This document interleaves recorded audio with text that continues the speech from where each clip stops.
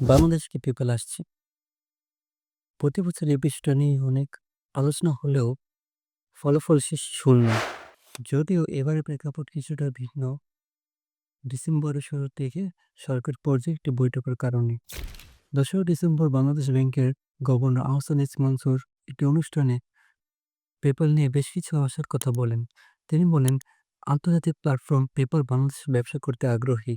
PayPal বাংলাদেশে চালু হলে ক্ষুদ্র ও মাঝারি পর্যায়ের ব্যবসায়ীরা সহজে লেনদেন করতে পারবে। যদিও পেপ্যালের শাখা কোম্পানি জুম বাংলাদেশে ২০১৭ সাল থেকে চালু আছে, কিন্তু পেপ্যালের মতো এতে সকল ফিচারগুলো অন্তর্ভুক্ত নেই।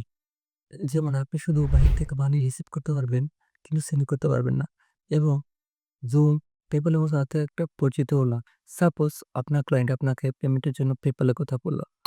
আপনি বললেন, আমার তো পেপ্যাল নেই, অন্য কোনো অপশন আছে কি? তখন ব্যাপারটা অনেকটা আনপ্রফেশনাল দেখায় এবং কাজ হারানোর সম্ভাবনা থাকে। এই দিক বিবেচনায় পেপ্যাল মানি রিসিভের জন্য অনেকটা সহজ।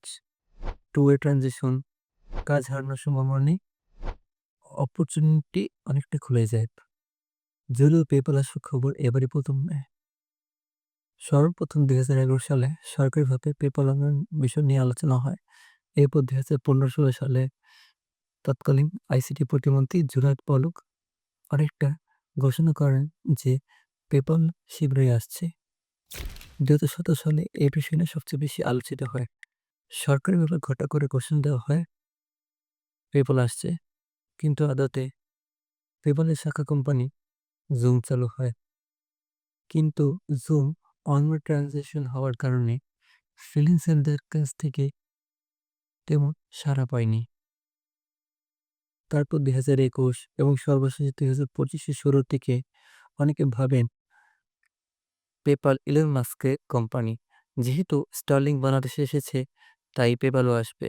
যদিও ইলন মাস্ক ছিলেন পেপ্যালের একজন সহ-প্রতিষ্ঠাতা, যা তিনি ২০ বছর আগেই ছেড়ে দিয়েছেন। পেপ্যাল বর্তমানে একটি পাবলিক ট্রেডেড কোম্পানি, অর্থাৎ স্টার্লিং আসার সাথে পেপ্যালের কোনো সম্পর্ক নেই। তো প্রশ্ন হলো, পেপ্যাল না আসার কারণ কি? এক কথায় বলতে গেলে বাংলাদেশের পলিসি যা পেপ্যালের সাথে সাংঘর্ষিক। বাংলাদেশের মানি লন্ডারিং পলিসি অনুযায়ী আপনি শুধু ডলার রিসিভ করতে পারবেন, কিন্তু সরাসরি সেন্ড করতে পারবেন না, যা পেপ্যালের মূল সেবা টু ওয়ে ট্রানজেকশনকে ব্যাহত করে। তাহলে শেষ কথা কি, পেপ্যাল কি আসছে? দেখুন, বাংলাদেশ ব্যাংকের গভর্নর থেকে আগ্রহ দেখানোটি একটি ইতিবাচক দিক। যদিও অতীত অভিজ্ঞতা ও নীতিমালার জটিলতা বলছে যে এখনো চূড়ান্ত নয়, আমাদের চূড়ান্ত হওয়ার আগ পর্যন্ত অপেক্ষা করতে হবে। তো পেপ্যাল নিয়ে আপনার মতামত কি জানান কমেন্ট বক্সে।